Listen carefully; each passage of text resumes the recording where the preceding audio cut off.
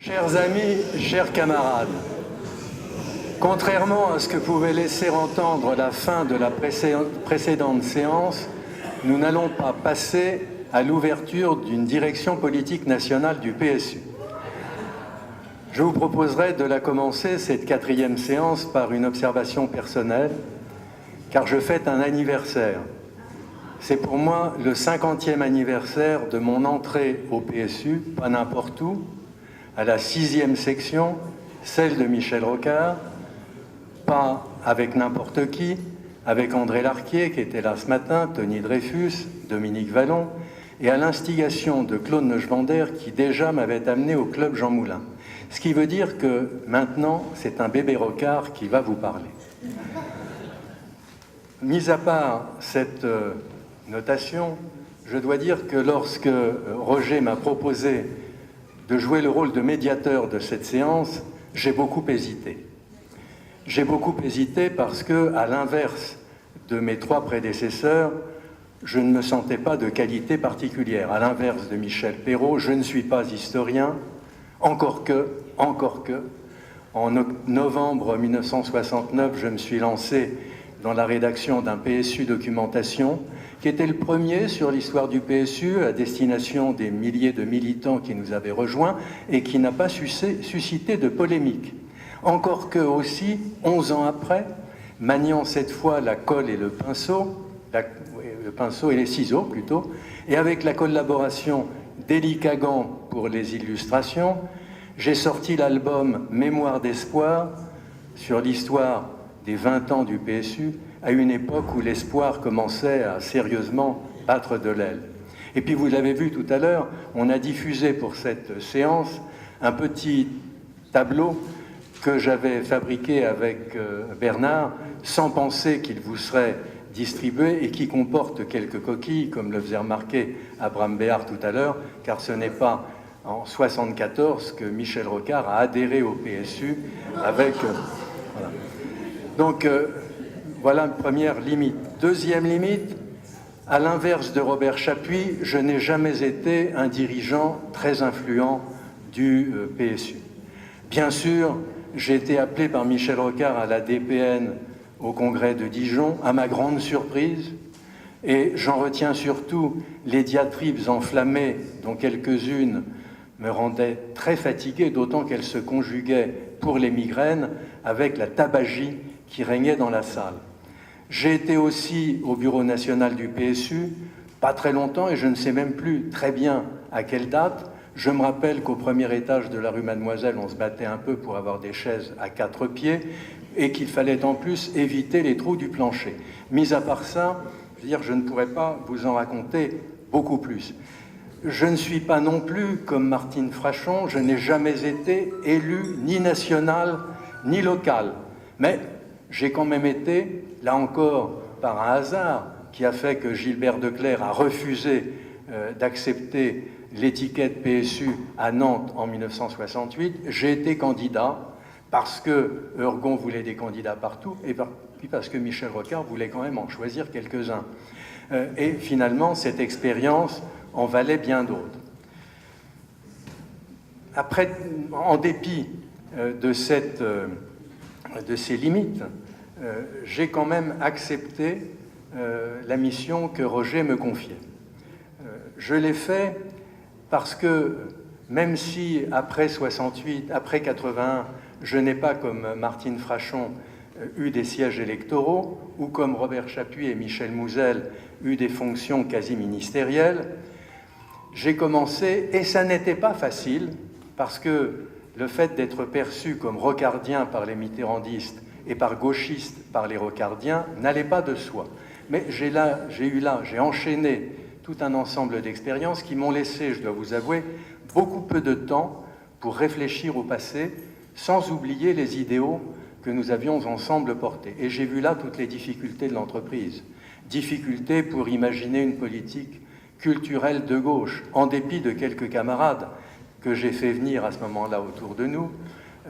Michel Fontès n'est pas là, mais il s'en souviendrait. Roger, qui sait que je l'ai appelé, même s'il a refusé. On a bien vécu les difficultés. Je n'insisterai pas Mais c'est ce qui m'a marqué. De la même manière, quand j'ai traîné mes guêtres de délégué à l'aménagement du territoire dans une Lorraine qui s'effondrait, un Nord-Pas-de-Calais qui valait pas mieux, et de Longwy à Decazeville des situations comparables, j'ai vu, comme le disait Abraham Béard tout à l'heure, les différences de situation historique qui faisaient que l'hypothèse LIP ou le joint français et le contrôle ouvrier étaient des références difficiles à manier. Même chose encore quand j'ai sillonné la planète de Tokyo à New York pour découvrir, comme responsable des affaires internationales de la Caisse des dépôts, avec un bilan de 2 milliards de dollars, j'ai vu à la fois la puissance en même temps que la fragilité de la finance internationale. Mais même si j'ai beaucoup oublié, j'ai gardé quand même quelques souvenirs de la période qui nous intéresse aujourd'hui. J'en garde 3.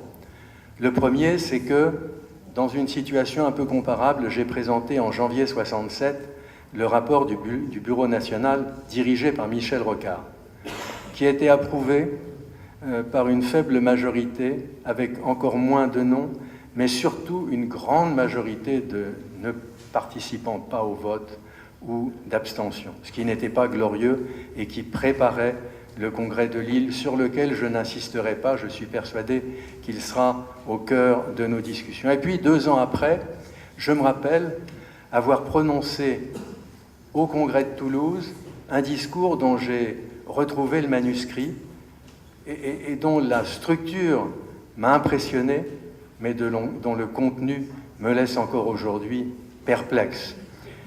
Je n'insisterai pas, peut-être que certains l'évoqueront.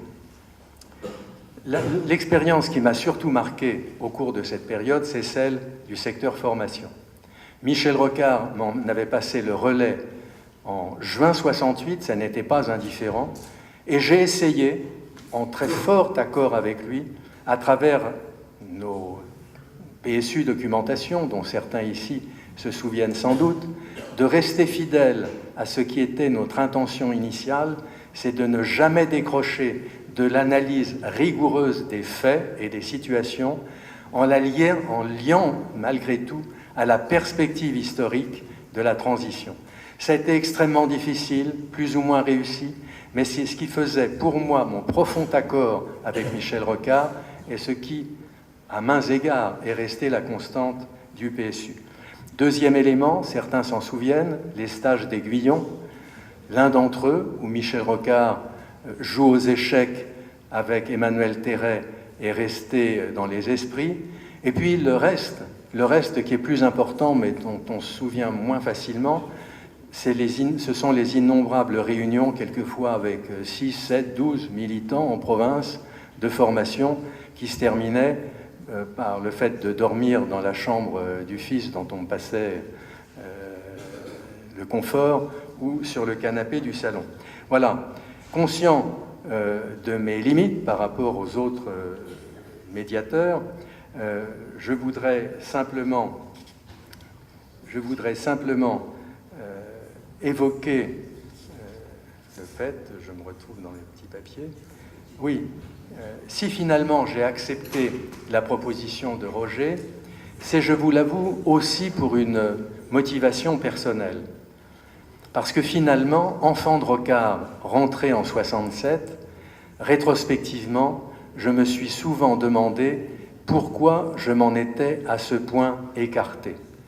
Et pour en avoir discuté quelquefois avec Hubert Prévost, dont j'étais très proche et dont je regrette infiniment qu'il ne soit pas avec nous aujourd'hui, car il nous aurait beaucoup éclairé là-dessus, je me suis demandé, et je me demande encore, si, comme le disait tout à l'heure Roland Quérol, les affrontements idéologiques ne recouvraient pas de temps en temps d'autres considérations, pour moi des considérations éthiques, notamment sur la manière dont nous nous étions les uns et les autres cachés derrière des considérations théoriques pour traiter de questions éthiques, de comportement de tel ou tel, et notamment de regrets pour certains d'entre nous de la manière dont Michel Rocard, avec lequel l'accord était souvent profond, avait guidé nos pas et les siens au cours de la période que nous allons maintenant examiner.